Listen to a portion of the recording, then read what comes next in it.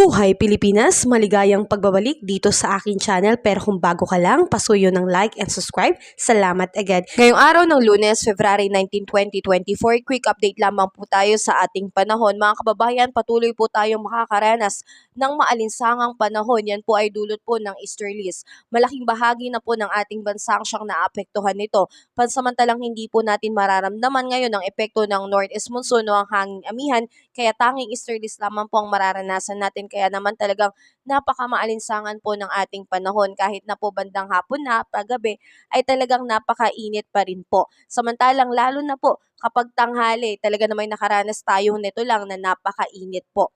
Pero asahan pa rin po natin sa kabila ng pagiging mainit ng panahon ay posible po, tsansa po ng pagkakaroon po ng biglaang pag-ulan, kulog at kidlat, lalo na po sa hapon at sa gabi sa ilang natitirang bahagi ng ating bansa po yan.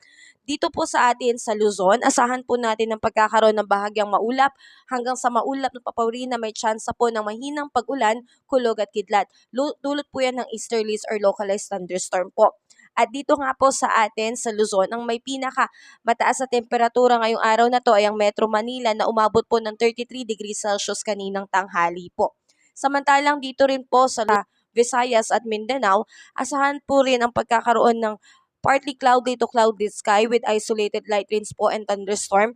Yan po ay dulot pa rin po ng easterlies. Dito po sa Visayas, ang may pinakamainit po na temperatura kaninang tanghali ay ang Puerto Princesa na umabot po ng 32 degrees Celsius. Samantalang sa Mindanao naman po, ang Zamboanga po na umabot po ng 34 degrees Celsius na talaga namang mainit. Sa mga lugar po na nabanggit, ay posible pa rin pong magkaroon po ng localized thunderstorm lalo na sa hapon at sa gabi. Kaya kung lalabas po tayo ng ating bahay, ugaliin pong magdala ng payong bilang pananggala sa posibleng pagkakaroon po ng ulan.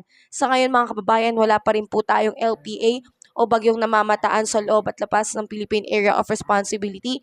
Ngunit sa taya ng DOST Pag-asa ay magkakaroon po ng isang bagyo ngayong buwan po. Ito po ay tatawagin nating bagyong Agon.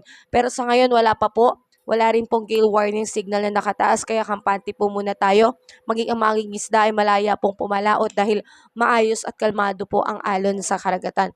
Muli maraming salamat at ingat po tayo ngayong araw ng Lunes.